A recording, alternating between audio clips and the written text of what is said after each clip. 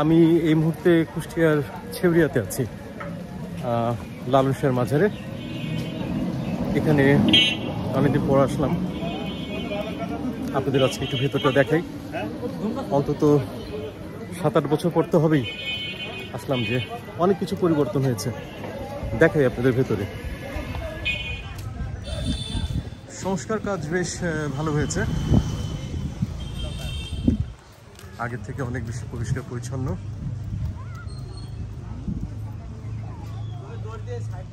আজ 10 জুলাই, আমি কুষ্টিয়া ছেউরিয়াতে আছি।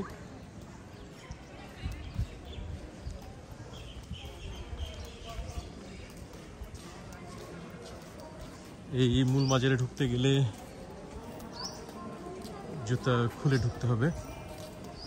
আমার কাজিন আছে সাথে, ওর নাম ছন্দ। ছন্দ আমাকে অ্যাসিস্ট করছে।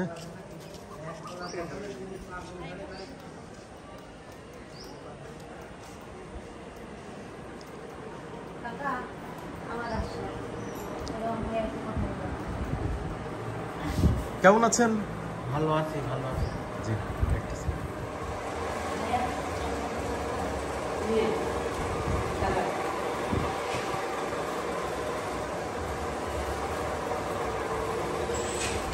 ভিউয়ার্স, আমি এই মুহূর্তে আপনারা দেখতে পাচ্ছেন ফকির লালন শাহের মাজারে।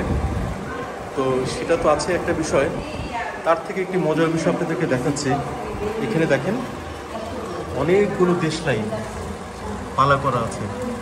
এই দেশলাইগুলো হচ্ছে যখন এখানে ধূপবাতি বা আগরবাতি জ্বালানো হয়, তখন এই দেশলাইগুলোকে ব্যবহার করা হয়, কিংবা শেষ হয়ে গেলে তারা এখানেই রেখে দিয়েছে।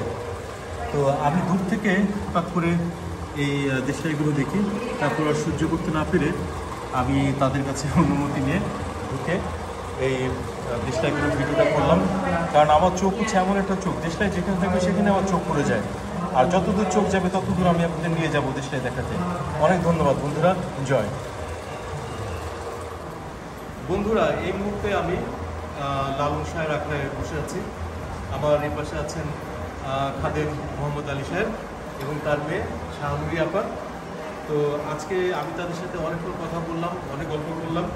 তো আমার পক্ষ থেকে আমি তাদেরকে ছোট্ট একটু উপহার দিতে চাই। সেটি হচ্ছে আমার ডিজাইন করা একটি ম্যাচ বক্স লালন শাহের উপরে। মোহাম্মদ আলী সাহেব, এটা আপনার জন্য। অনেক ধন্যবাদ আপনাকে। আর এটা হচ্ছে আপনার জন্য। ধন্যবাদ। জয় হোক। এটাও আপনার জন্য। আর এই 3টা ম্যাচ বক্সের ডিজাইনই আমার করা, কারণ আমি পেশাগত কাজের বাইরে আমি এই দেশলাই ডিজাইন করি, দেশলাই আমি সংগ্রহ করি। তো আমি তো আসলে জানতাম না যে আপনাদের সাথে আজকে আমার দেখা হবে, কিংবা এই দেশলাইগুলো কাজে লেগে যাবে। তো আশা করি আপনাদের ভালো লাগছে। আমরা এই সাইজের সমাজে সাইজের আসলে দিয়ে আমরা ব্যবহার করি। অনেক ধন্যবাদ, থ্যাংক ইউ। তো মোহাম্মদ সাহেব, আজকে বিদায় দেন। আপনাকে অনেক ধন্যবাদ। জি জি, শানুরি আপা অনেক ভালো থাকবেন। আসসালামু আলাইকুম। আবার দেবো। হ্যাঁ হ্যাঁ, অবশ্যই আসবো। আমি তো কুষ্টিয়ারই ছেলে।